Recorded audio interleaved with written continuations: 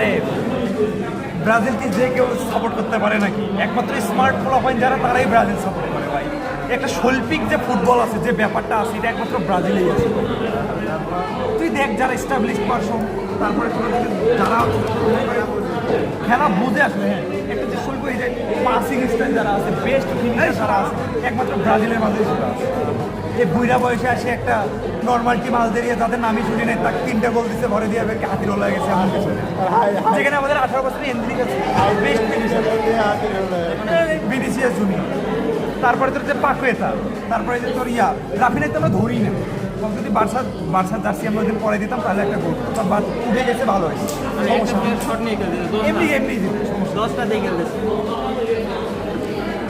এখনো সময় আছে। আর্জেন্টিনা বাদ দিয়ে দুধ দিয়ে গোসল করে ব্রাজিল। আবার রোনালদিনো অবসর থেকে কাটতে। রোনালদিনো তো আসবে। আরে বাবা, যত কিংবদন্তি প্লেয়ার আছে, যারা পেলে, রোনালদিনো, রবার্টো কার্লোস, একমাত্র ব্রাজিলই আছে।